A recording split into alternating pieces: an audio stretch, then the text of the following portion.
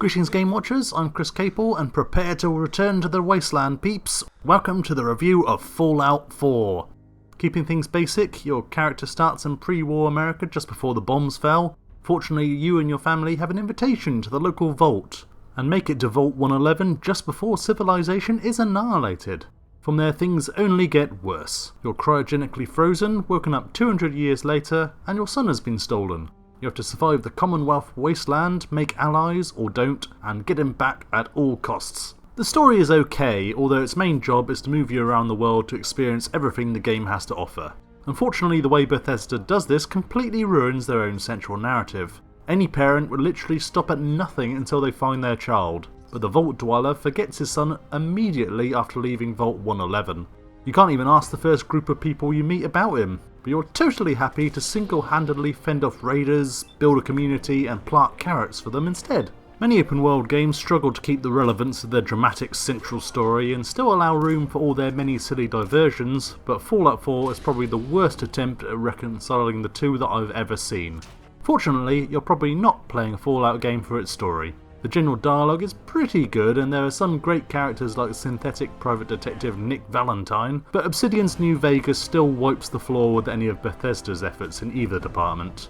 Making compelling characters, snappy dialogue and engrossing storylines just aren't things Bethesda are good at despite their best efforts, and so consequently the companion with the most personality is still Dogmeat. Bethesda have clearly put a lot of effort into making him cute and really useful this time, so I bet a lot of players will fall in love with the little guy and stick with him the entire game. Bethesda's real forte is in making a fun world to explore. They haven't lost the knack, as the Commonwealth is just as entertaining to check out as the Capital Wasteland and a mite more believable. There's always something new to discover within sight, or another layer to a location or a quest to stumble into.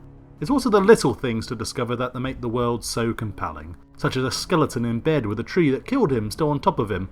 Bethesda aren't masters of words, but they're great at visual storytelling. I also like how NPCs will react differently to you depending on what you've done for them, and might comment on what you're wearing even.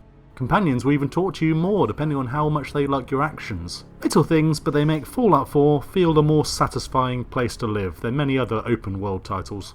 But all these little fun things aside, Fallout 4 really just feels like a modded Fallout 3.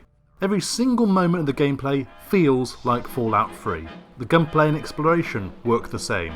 The VATS aiming system and AP points work exactly the same. The areas have better textures but otherwise pretty much look the same.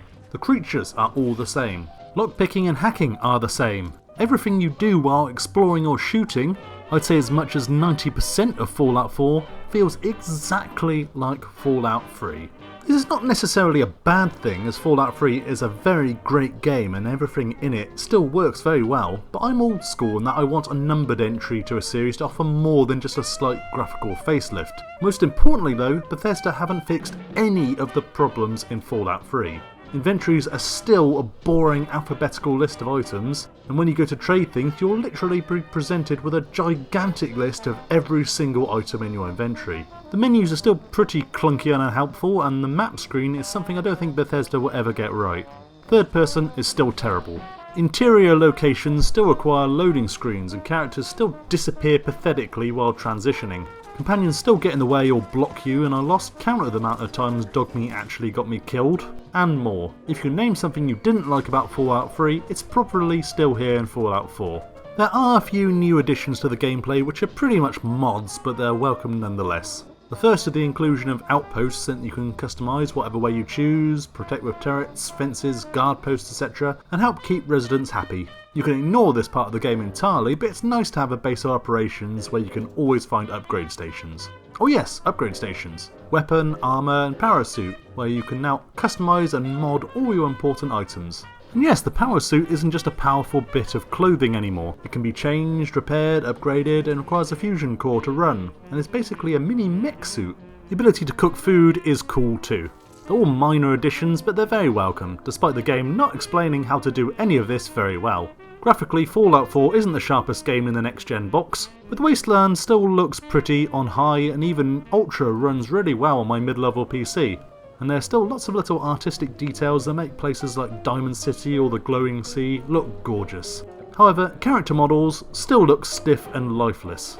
Talking specifically about the PC version, the controls are also badly optimised. Escape doesn't leave menus, I've no idea how to scroll between items within scavenging without opening the whole transfer menu. Getting around the Pip-Boy menus is clunky. The button for melee attack is the same as throw grenade, these sorts of things.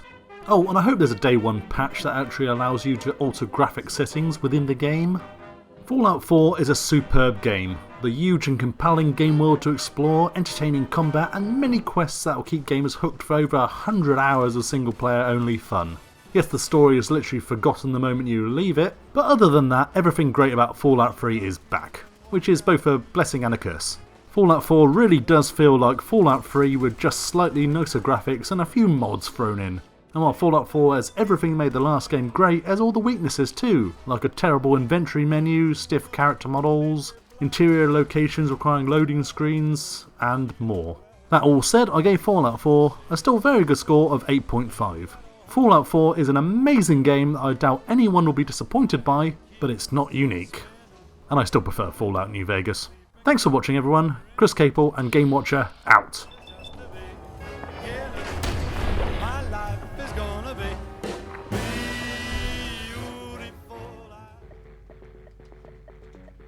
Thanks for watching again, guys. If you enjoyed the review, you can help us out by subscribing to our YouTube channel, checking out our Twitter feed, and of course visiting GameWatcher.com for all your PC gaming needs.